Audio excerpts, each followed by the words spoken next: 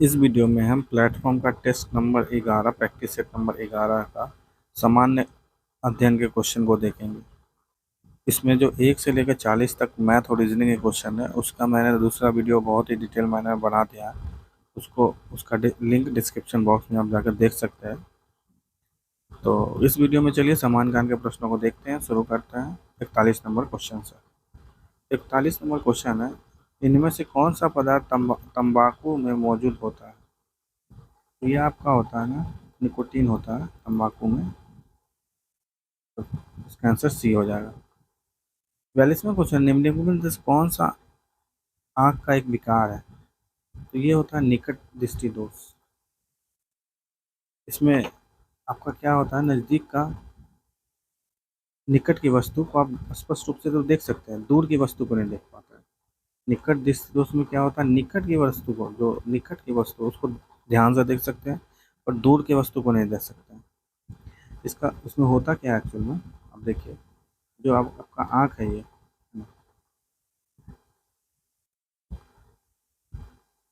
ये जो आँख है, इसमें जो आया रे आया, दो रे आया, इसमें जो रे बनना चाहिए यहाँ पे मिलना चाहिए, दोनों रे को यहाँ पर, तो यहाँ पे नहीं मिलता है, वो पहले मिल जाता है, ऐसे ही मिल जाता है, ऐसे यहीं पे मिल जाता है, जिससे कि आपका रेटिना तक पहुँचा नहीं, ये वाला मतलब इमेज जो आपको बनना चाहिए था, तो आपको दूर की वस्तु नहीं दिखी। इसके लिए हम क्या करते हैं, यहाँ पर हम एक अवतल लेंस, मतलब अवतल लेंस यहाँ पे लगा देंगे, है ना, ऐसे करके लगा देंगे। इसके कारण क्या होगा, थोड़ा सा रे जो यहाँ पे हो रहा था वो चला जाएगा यहाँ पे फिर से मिलने लगेगा और ये आपको दिखने लगेगा। अवतल देश का उपचार होता है, अवतल देश हम यूज करते हैं इसके निकट दृष्टि दोष को हटाने के लिए। 43वां क्वेश्चन है, निम्नलिखित में से कौन सा प्राणी आमतौर पर अपने घोंसले के अंडे नहीं बनाता है? तो ये अपना घोंसला नहीं बनाता है, कोयल अपना घोंसला नहीं बनाता है। 44वां क्वेश्चन है, निम्नलिखित में से किस स्थिति में हम कमरे के ताप पर पानी उबाल सकते हैं? कमरे पे अगर ताप पर आपको पानी उबालना है तो आपको प्रेशर कम करना पड़ेगा, दाब कम कर, क्योंकि प्रेशर और टेम्परेचर दोनों प्रोपोर्शनल होते हैं। जैसे कि आप हाइट पे जाइएगा तो वहाँ प्रेशर कम रहा है, तो कम टेम्परेचर पे भी आप चावल पका सकते हैं ना, ये होता है। तो आपको रूम टेम्परेचर पे खाना बनाना है, 100 डिग्री पे नहीं, आपको 36 डिग्री पे ही बनाना है, तो आपको प्रेशर को भी 36 के प्रोपोर्शनल कम करना पड़ेगा। 45वां क्वेश्चन है, दो सतहों की अनियमितताओं का क्या होता है जो स्थैतिक घर्षण का कारण बनता है? इसको बोला जाता है इंटरलॉकिंग, एक दूसरे में इंटरलॉकिंग हो जाता है। 46वां क्वेश्चन है, निम्नलिखित में से कौन सा धातु ऊष्मा एवं विद्युत का सुचालक होता है? तो ये आपका ग्रेफाइट है, ग्रेफाइट है जो कि अधातु है, पर ये हीट और जो आपके विद्युत है, करंट है, इसको सुचालक होता है। 47वां क्वेश्चन, निम्नलिखित में से कौन सा गैस का ऊर्जा मान, कैलोरी मान सबसे अधिक होता है? तो इसीलिए हम ग्रीन हाइड्रोजन की तरफ बढ़ रहे हैं, आजकल ग्रीन हाइड्रोजन प्लांट बना रहे हैं, क्योंकि हाइड्रोजन में ये होता है, ऊर्जा मान, कैलोरी मान ज़्यादा होता है। 48वां क्वेश्चन है,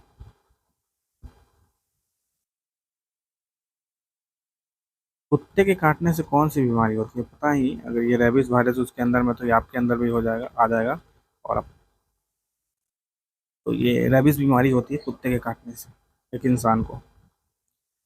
49वां क्वेश्चन है, आकाश नीला क्यों दिखाई देता है? क्योंकि जो प्रकाश पड़ता है आकाश पर तो जो सन का जो प्रकाश पड़ा आकाश पर, इसमें जो स्कैटरिंग हो जाता है, बस नीला का हो जाता है स्कैटरिंग, जिसके कारण वो रंग आपको नीला दिखता है। इसका रीजन क्या है, सी है, श्वेत प्रकाश में नीले रंग की तरंग दैर्ध्य अपेक्षा के निम्न होती, इसीलिए इसका स्कैटरिंग हो जाता है, ठीक ना।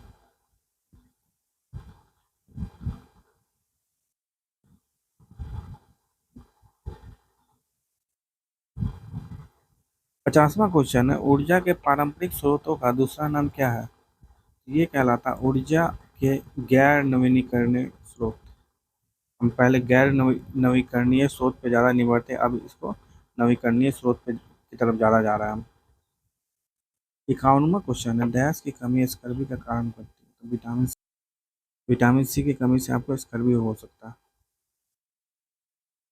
काली खांसी डैश को कहा जाता है, तो काली खांसी परट्यूसिस को कहा जाता है।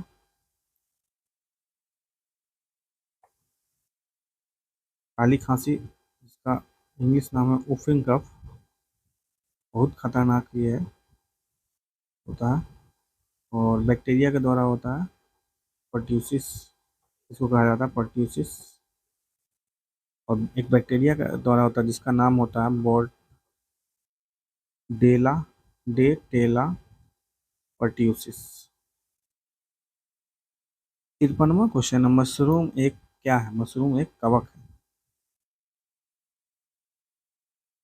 54वां क्वेश्चन है, भोजन में डैश की उपस्थिति का परीक्षण करने के लिए आयोडीन का उपयोग किया जाता है। तो स्टार्च में उपयोग, स्टार्च का अगर उपस्थिति है भोजन में तो हम आयोडीन से पता कर सकते हैं, क्योंकि आयोडीन क्या करता है, स्टार्च में मिल जाने के बाद अपना कलर ब्लू या ब्लैक में बदल देता है। 55वां क्वेश्चन है, जानवरों के उनके पर्यावरण के साथ संबंध के अध्ययन को क्या कहा जाता है? इसे कहा जाता है इकोलॉजी। इकोलॉजी।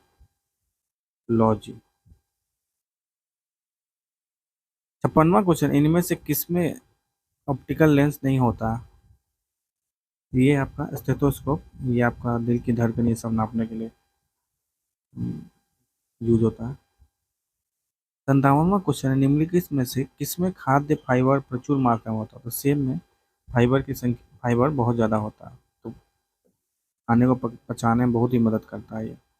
58वां क्वेश्चन है, रक्त के तरल भाग को क्या कहा जाता है?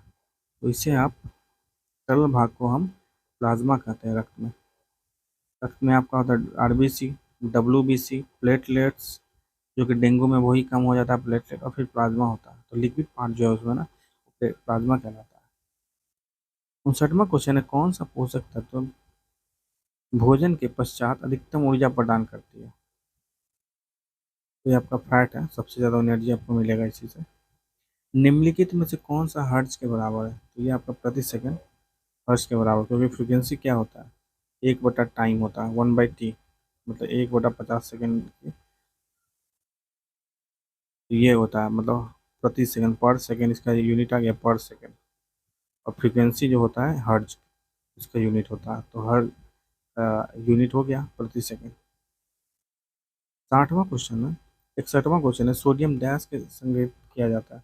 इसको हम केरोसिन में डालते हैं, मिट्टी के तेल में डाल रखते हैं, क्योंकि सोडियम को अगर हवा में डाल दीजिएगा तो पानी से रिएक्ट करके, पानी में मिल के, पानी के साथ रिएक्ट करके बहुत ही ज़्यादा एनर्जी दे देगा, जो कि बहुत ही खतरनाक बन सकता है। किसी बीमारी 62वां क्वेश्चन है, किसी बीमारी को रोकथाम साल्क वैक्सीन की मदद से की जाती है? तो ये आपका नाम है साल्क वैक्सीन, आपको पोलियो में यूज होता है।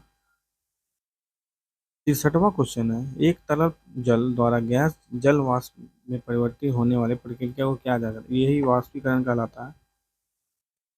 जो आपका जैसे पानी को बॉयल करते हैं तो कहाँ चला जाता है, हवा में चला जाता है, दिखता नहीं है, तो उसी को वाष्पीकरण किया जाता है, बॉयलिंग। 64वां क्वेश्चन है, पौधे के स्वस्थ विकास के लिए पोषक तत्व के रूप में मिट्टी में जो पदार्थ जोड़े जाते हैं उन्हें क्या कहा जाता है? उन्हें ही फर्टिलाइजर,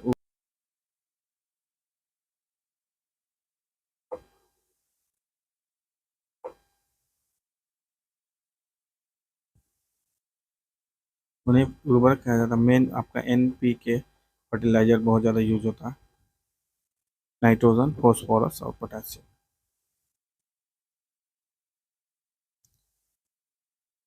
65वां क्वेश्चन है, पोषण को साधारण अकार्बनिक पदार्थों को ग्रहण कर कार्बनिक अणुओं के संश्लेषण के रूप में परिभाषित किया जाता है।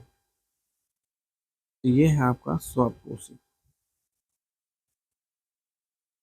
66वां क्वेश्चन, ट्राइग्लिसराइड्स एक प्रकार के डैश होते हैं? ये आपके फैट होते हैं, ग्लिसराइड्स, ट्राइग्लिसराइड। 67वां क्वेश्चन है, निम्नलिखित में से कौन सा ऊर्जा का एक पारंपरिक स्रोत है? तो बचपन से देखते आ रहे कोयला हम लोग पारंपरिक तौर पे यूज कर रहे हैं। 68वां क्वेश्चन है, पानी में क्लोरीन की गोलियां या डैश का मिलाकर क्लोरीकरण किया जाता है? ब्लीचिंग पाउडर का हम यूज करते हैं, क्लोरीन का गोलियां या ब्लीचिंग पाउडर का यूज किया जाता है। 69वां क्वेश्चन, निम्नलिखित में से किसमें द्विबीजपत्री बीज होती है? ये गुलाब में होता है। 70वां क्वेश्चन, निम्नलिखित में से किस रसायन का उपयोग सूक्ष्म जीवों के विकास के लिए किया जाता है? सूक्ष्म जीवों की विकास की रोकथाम के लिए परिरक्षक के रूप में नहीं किया जाता है, तो नहीं किया आपका बेंजोइक एसिड किया जाता है, सोडियम बेंजोएट किया जाता है, सोडियम मेटाबाइसल्फेट किया जाता है, और सोडियम हाइड्रोजन कार्बोनेट नहीं किया जाता है। 71वां क्वेश्चन, ए जी टेंसले ने 1935 में डैश की अवधारणा दी थी? तो पारिस्थितिक तंत्र के बारे में ए जी टेंसले के द्वारा पारिस्थितिक तंत्र के बारे में बताया गया। 72वां क्वेश्चन है, निम्नलिखित में से कौन सा एक कोशिकीय जीव नहीं है? ये पादप आपका कोशिकीय जीव नहीं है। 73वां क्वेश्चन है, निम्न में से कौन सा जड़ नहीं है? तो आपका आलू जड़ नहीं है। मूली देखते हैं, ये सब के साइड में आप देखते हैं जड़ निकला रहता है ना, तो ये जड़ की तरह होगा। शकरकंदी भी होता है, टेपियोका में भी होता है, और आलू में साइड से जड़ नहीं निकला रहता है। इससे भी आप समझ सकते हैं कि कौन जड़ नहीं है। ये 74वां क्वेश्चन, निम्नलिखित में से कौन सा परिजीवी पौधा है? तो ये अमरबेल आपका पौधा है। 75वां क्वेश्चन है, पत्ती में सिराओं व छोटी सिराओं की व्यवस्था का नाम क्या होता है? तो इसे बोला जाता है सिरा विन्यास। बौद्ध, हिंदू एवं जैन शैली की गुफाओं का एक साथ विद्यमान है। ये एलोरा में आपके मिलते हैं। एलोरा टेम्पल में आपको बौद्ध, ब्राह्मण और जैनिम्स की मूर्तियाँ मिलती है एक ही जगह।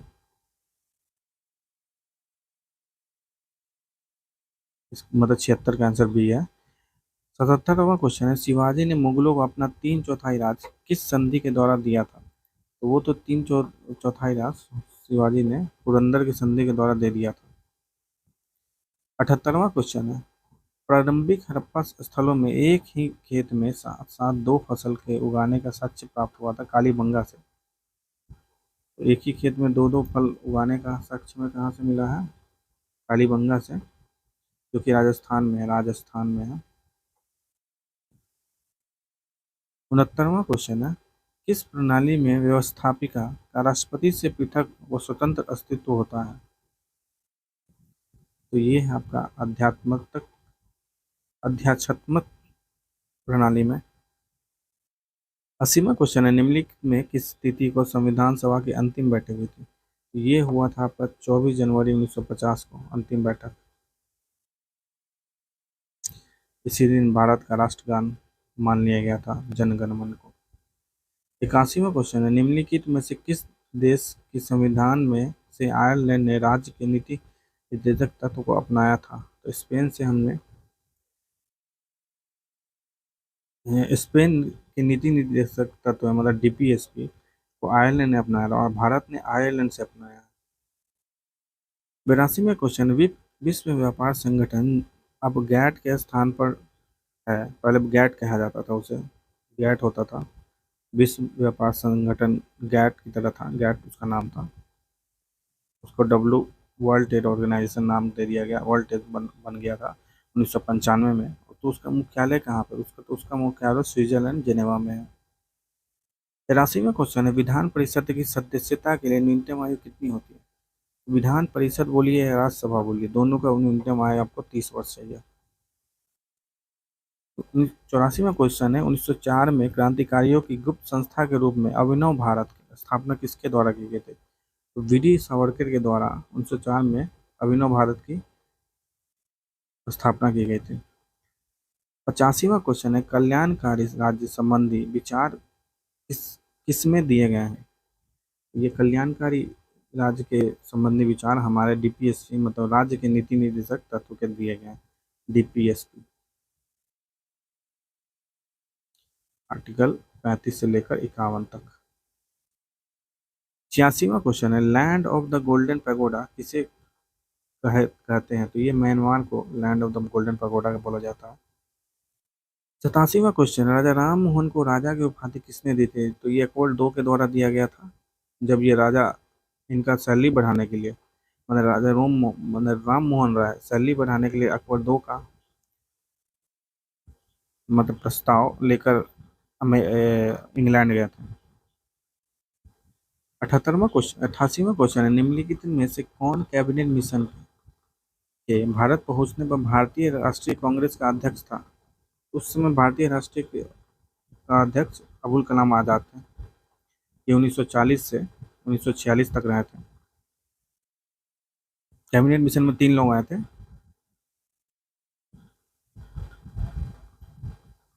89वां क्वेश्चन है, पश्चिम बंगाल में रानीगंज क्षेत्र किसके लिए विख्यात है? तो ये आपका कोयला के लिए विख्यात है। भारत की पहली कोयला खान यहीं से निकाली गई थी, कोयला। 90 क्वेश्चन सुमेलित करना है हमें। तो देखिए, सुरेश तेंदुलकर आपका गरीबी रेखा से रिलेटेड है, गरीबी रेखा निर्धारण करने के लिए। नरसिम्हन बैंकिंग क्षेत्र के लिए, बैंकिंग क्षेत्र में सुधार के लिए संबंधित है, नरसिम्हन कमेटी। राजा तिलैया समिति, ये आपका टैक्स में सुधार करने के लिए, कर से सुधार करने के लिए चलैया समिति है। मदन मोहन पुंची समिति, ये केंद्र राज्य संबंध से रिलेटेड है। तो इसका आंसर ए हो जाएगा, 1, 2, 3, 4। 91 क्वेश्चन है, बिहार राज्य का क्षेत्रफल भारत के क्षेत्रफल का कितना प्रतिशत है? तो ये है 2.86%। 92 क्वेश्चन है, निम्नलिखित में से किस क्षेत्र में ग्रीष्म मानसून के दौरान अधिकतम वर्षा होती है? तो गर्मी में सबसे ज़्यादा किसके दौरान होती है? उत्तरी पूर्व पहाड़ी क्षेत्रों में सबसे ज़्यादा वर्षा होती है। 93 क्वेश्चन है, किस नदी पर नागार्जुन सागर परियोजना स्थित है? तो कृष्णा नदी पर नागार्जुन सागर परियोजना है। 94 क्वेश्चन है, भारत में जनसंख्या की घनत्व की परिभाषा क्या कहलाती है? तो जनसंख्या घनत्व की परिभाषा बोला जाता है 1 किलोमीटर में व्यक्तियों की कितना संख्या, मतलब व्यक्तियों की संख्या बता किलोमीटर स्क्वायर, मतलब 1 किलोमीटर स्क्वायर एरिया में कितना व्यक्ति है। तो इसका आंसर डी हो जाएगा, 94 का आंसर डी हो जाएगा। 95 निम्नलिखित में से किसे लखनऊ में सन 1857 के विद्रोह का नेतृत्व किया गया था? तो लखनऊ में हजरत महल जी के द्वारा नेतृत्व किया गया था। 96 क्वेश्चन है, अकबर ने पंचमहल का निर्माण जो खंभों के लिए विख्यात है कहाँ किया गया था? ये फतेहपुर सीकरी, जो दूसरी कैपिटल थी, आगरा के अलावा दूसरी कैपिटल जो अकबर की थी, फतेहपुर सीकरी, वहाँ पर पंचमहल बनाया गया था। 97 क्वेश्चन है, स्वामी दयानंद सरस्वती ने प्रथम आर्य समाज 1875 में कहाँ स्थापित किया गया था? तो ये मुंबई में किया गया था आर्य समाज की स्थापना। 98 क्वेश्चन है, आजाद दस्ता के पहले प्रशिक्षण शिविर का गठन किसके निर्देशन पे हुआ था? तो सरदार नित्यानंद सिंह के द्वारा हुआ था। मेन आजाद दस्ता से रिलेटेड आपके जयप्रकाश नारायण है, भागलपुर से शुरुआत किए थे, और मेनली इसका आजाद दस्ता का असली काम नेपाल में हुआ था। तो सरदार नित्यानंद सिंह पहले प्रशिक्षण शिविर के गठन के निर्देशन करता था। 99 क्वेश्चन है, बिहार का पहला दैनिक हिंदी अखबार बिहार बंधु किस वर्ष शुरू हुआ था? तो ये आपका 1872 में हुआ था, बिहार बंधु की शुरुआत। 100वां क्वेश्चन है, संसदात्मक सरकार में कार्यपालिका अपने समस्त कार्यों तथा नीतियों के लिए उत्तरदायी होता है। संसदात्मक सरकार में वो विधायिका के प्रति उत्तरदायी होता है। 101वां क्वेश्चन है, भारतीय संविधान की प्रस्तावना को कितनी बार संशोधित किया गया? तो आज तक एक ही बार प्रस्तावना, मतलब प्रियम्बल को एक ही बार संशोधित किया गया, वो भी 1976 में, जो 42वां संशोधन था। उसमें हमने सॉवरेन डेमोक्रेटिक रिपब्लिक, तो हमारे प्रियम्बल प्रस्तावना में था सॉवरेन डेमोक्रेटिक रिपब्लिक। इसमें हमने और चीज़ जोड़ दिया था, सोशलिस्ट जोड़ दिया था, सोशलिस्ट सेकुलर, ये दो सबको जोड़ दिया था, सोशलिस्ट और सेकुलर, मतलब समाजवादी और धर्मनिरपेक्ष, ये जोड़ दिया था हमने 42 में संशोधन, 42 में संविधान संशोधन में 1976। 102वां क्वेश्चन है, निम्नलिखित में से कौन सा अधिकार केवल राज्यसभा को प्राप्त है? राष्ट्रपति के विरुद्ध महाभियोग प्रारंभ करना नहीं, उपराष्ट्रपति की पदच्युत करना नहीं, हाँ ऑल इंडिया सर्विस जो होता है, नई अखिल भारतीय सेवाओं को नियमित करने की संस्तुति करना बिल्कुल राज्यसभा से आप करते हैं। कोई भी ऑल इंडिया सर्विस जो होता है पहले आपको राज्यसभा में उसका पास करवाया जाएगा, उस बिल को लाया जाएगा। इसका आंसर सी हो जाएगा। 103वां क्वेश्चन है, प्रसिद्ध दिलवारा मंदिर कहाँ पे है? दिलवारा मंदिर आपका जैन धर्म से रिलेटेड है, बहुत फेमस, माउंट आबू पर है ये, और ये राजस्थान में है। 104वां क्वेश्चन, निम्न में से किस राज्य को हड़पने के लिए व्ययगत के सिद्धांत का पालन नहीं किया गया था? पंजाब को हड़पने के लिए, पंजाब को हड़पने के लिए व्ययगत के सिद्धांत का पालन नहीं किया गया था। 105वां क्वेश्चन है, भारतीय बजट प्रणाली का जनक किसे कहा जाता है? तो जेम्स विल्सन को भारतीय बजट प्रणाली का जनक कहा जाता है। 106वां क्वेश्चन है, कैलाश मानसरोवर की यात्रा करने जाने वाले तीर्थ यात्रियों को तिब्बत में प्रवेश के लिए किस दर्रे को पार करना पड़ता है? तिब्बत में जो है ना, आपको सिक्किम में आपका है, सिक्किम में आपका नाथुला पास है, इससे हम मानसरोवर लेक यहाँ पे जाते हैं, है ना, नेपाल है यहाँ पे, ये सिक्किम है, और यहाँ पे नाथुला पास है, यहाँ से हमको मानसरोवर लेक जा सकते हैं। मतलब आजकल ये बंद है, पहले जाते थे हम लोग, तो इसका आंसर डी हो गया।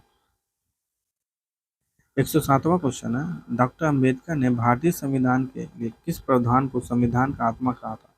ये जो आर्टिकल 32 था, संवैधानिक उपचारों का अधिकार, मतलब आपका कोई फंडामेंटल मौलिक अधिकार हनन हो रहा तो आप सीधे सुप्रीम कोर्ट जा सकते हैं आर्टिकल 32 का यूज करके, या आर्टिकल 226 भी का यूज करके आप हाई कोर्ट जा सकते हैं। 108वां क्वेश्चन है, निम्न में से कौन सा समूह बिहार के न्यूनतम साक्षरता दर वाले जिलों को व्यक्त करता है? सबसे कम आप देख सकते हैं पूर्णिया में है साक्षरता दर, फिर सीतामढ़ी में, कटिहार में, मधेपुरा, सहरसा में। 109वां क्वेश्चन है, भारतीय संविधान की 8वीं अनुसूची में कितनी भाषाओं का उल्लेख है? इसमें 22 भाषाओं का उल्लेख है, इंग्लिश नहीं है इसमें, अंग्रेजी नहीं है, पर मैथिली है भारत में। 110वां क्वेश्चन है, भारतीय संविधान में मौलिक कर्तव्यों का उल्लेख किस अनुच्छेद में है? तो मौलिक कर्तव्य मतलब फंडामेंटल ड्यूटी, आर्टिकल 51 ए में है, 51 ए में है। टोटल 11 मौलिक कर्तव्य जिसको हमने रूस से लिया था। 111 क्वेश्चन है, बिहार में इस स्कूल परियोजना का संबंध किससे है? नगर निगम वित्त से है, इसका आंसर डी है। इसका फुल फॉर्म होता है सपोर्ट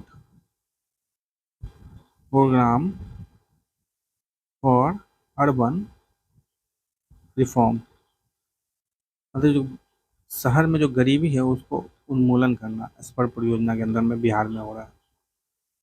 112वां क्वेश्चन है, मुगल साम्राज्य में नील उत्पादन का सर्वाधिक प्रसिद्ध क्षेत्र कौन सा था?